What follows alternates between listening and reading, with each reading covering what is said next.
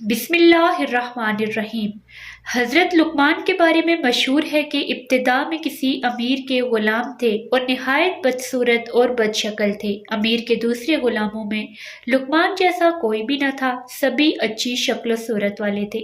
वो हमेशा लुक़मान का मजाक उड़ाया करते, अपने हिस्से का काम भी उन पर लाद देते और अमीर से जाओ बेजा शिकायतें करते। लेकिन हज़रत लुक़मान कभी शिकायत का एक लफ्ज़ भी ज़ुबान पर न लाते। अगरचे सर से पांव तक जिस्म का रंग स्याह था, मगर इंतहाई दाना और अक्लमंद थे। दानाई की ऐसी ऐसी बातें कहा करते कि जो सुनता दांतों तले उंगली दबा लेता।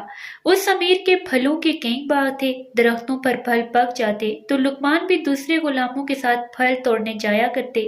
बाज़ औक़ात गुलाम जितने फल जमा करते, उनमें से अक्सर खुद हड़प कर जाते। एक मर्तबा अमीर ने फलों का शुमार किया तो क्या से बहुत कम निकले। गुलामों से पूछा कि फल इतने कम क्यों हैं? उन्होंने लुकमान का नाम लगाया कि यह गुलाम हमेशा चोरी छुपे फल खा जाता है। अमीर ने ये बात सुनी तो लुकमान को तलब करके खूब डांटा और बेहद सख्ती की। आखिर लुकमान ने कहा, ए आका, ये झूठ बोलते हैं, मैंने आज तक अमानत में खयानत नहीं की। खुदा के यहाँ बेईमान शख्स की बख्शिश ही नहीं। अब मुनासिब ये है कि तू हम सब का इम्तिहान ले। इसका तरीका ये है कि सब गुलामों को गर्म पानी पिला और खुद घोड़े पर सवार होकर जंगल की तरफ चल। गुलामों को हुक्म दे कि घोड़े के साथ साथ दौड़ें। खुदा ने चाहा तो सब भेद खुल जाएगा कि मैं सच कहता हूँ या झूठ। अमीर को लुकमान की ये बात पसंद आई। उसने सब गुलामों को जबरदस्ती गर्म पानी पिलाया। लुकमान ने भी पिया। फिर अमीर ने अपना घोड़ा जंगलों और सब्ज़ारों में खूब दौड़ाया।